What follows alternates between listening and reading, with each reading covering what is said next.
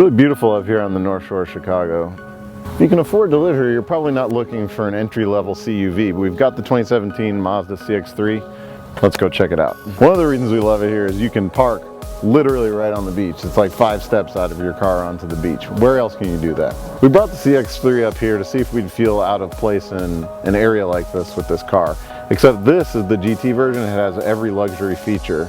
We're going to see in a minute, maybe that's not the best choice. As far as design, this CX-3 is really following the current Mazda design language. These beautiful headlights, the Kodo design language just shows up in this grille, and the headlights themselves really speak Mazda. You see them coming down the road, you know it's a Mazda.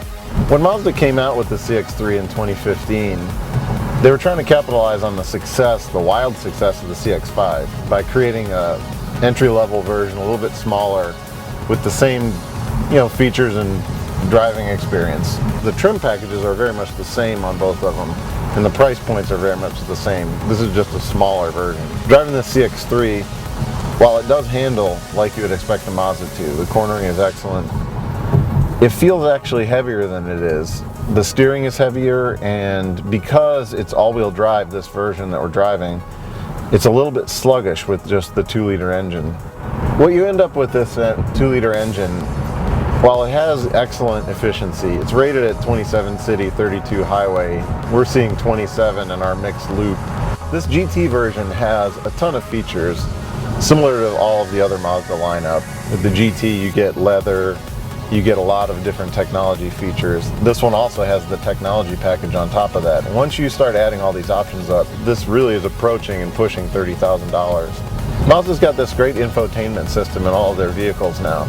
But one of our biggest gripes about the system is this touchscreen stops the second you start rolling, and you have to use this center joystick.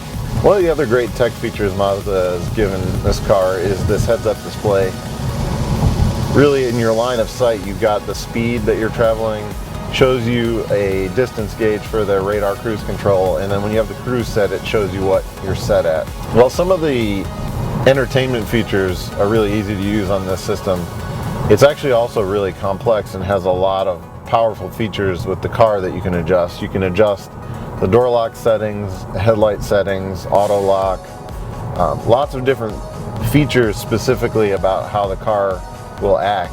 As far as support for your devices, a couple USB outlets, there's an SD card slot and a 12-volt outlet here. As far as interior feel, fit and finish, Mazda's obviously been doing a great job lately.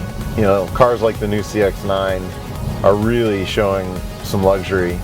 What they've done here with the CX-3 is it feels like they've thrown every material they could possibly find at it. We were the first to get this 2017 model, and there aren't really any changes from the previous versions. But last time we drove one, it was the touring model, and it was probably around $26,000. This one, pushing $30,000. It doesn't feel like the right combination of features for an entry-level CUV. What you really have here is a smaller CX-5.